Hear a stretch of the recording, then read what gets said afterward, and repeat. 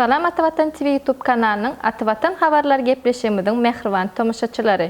Türkiýanyň Türk Hava Ýolları aviakompaniyasy 2022-nji ýylyň dekabr aýyndan başlap Aşgabat şäherine adat uçar gatnawlara başlaýar.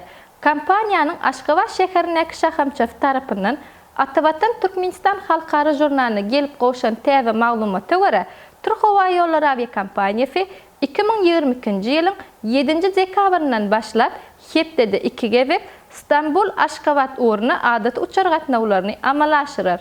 Uçuşlar Hepdeniň çarşembe we şenbe günleri İstanbuldan Aşgabat şäherine, perşembe we ýekşembe günleri Aşgabat İstanbul uğruna amala aşyrlar. Dekabr aýynyň ahyryna çenli öz güýjüni saklaýan uçuş rejefine görä İstanbul Aşgabat uçar gatnawlary aşakdaky ýaly amala aşyrlar. İstanbul Aşgabat İstanbul Hepdeniň çarşembe we şenbe günleri yerli fagat bilen 21:10-na İstanbuldan uçýar we ertesi gün gije fagat 02:55-de Aşgabat şäherine goňar. Bu uçar iwini ýerden 03:45-de Aşgabatdan uçýar we ýer bilen 05:55-de İstanbula goňar. Türk Hava Ýolları aviakompaniyasy Türkmenbaşy uğruna uçmak hem dowam edýär. Bu uçar gatnawlary bolsa Hepdeniň duşenbe we anna günleri amala aşyrlar. Uçuş İstanbul şäherinden yerli wagt bilen 11:00-da uçýar we Türkmenbaşy şäherine 15:55-de goňar.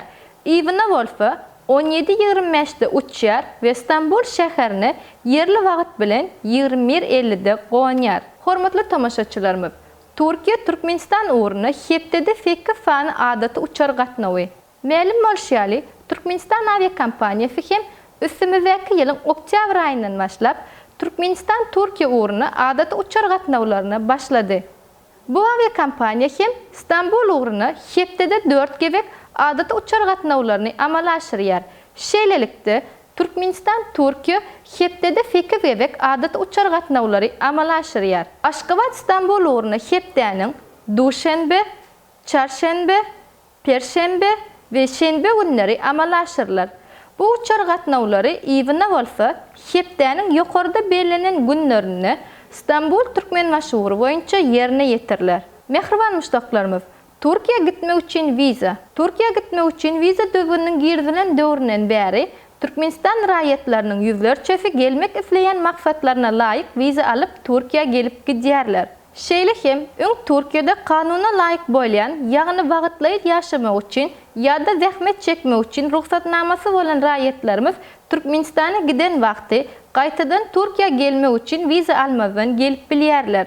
Öň hem habar berişimiz, ýaly transit geçen raýatlarymyz hem belenen ýagdaýda viza almadan Türkiýanyň üstü bilen beýleki ýurtlara gidip bilýärler. Viza albak we bular bilen baglanşykly has geňişleýän maglumatlary saytymyzdan we Atavatan TV YouTube kanalymyzdan tapyp bilersiňiz. Viza almak üçin gerekli resminamalaryň toplamyny Aytak ýübileni çatyrynyň uğruna Rysgal bankyň ýanynaky A blok binasyna ýerleşen Makul hyzmat terjime merkezine terjime etdirip hem biljekdiňizi ýatlatmak isleýäris. Habarlaşma üçin 863 78 96 73 96 48 55.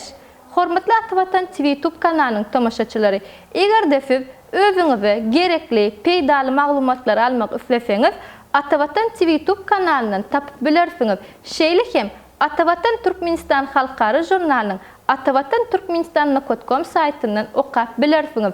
Gepleşiklerimiziň indiki sanyna görüşýänçe hoş, sag bolun.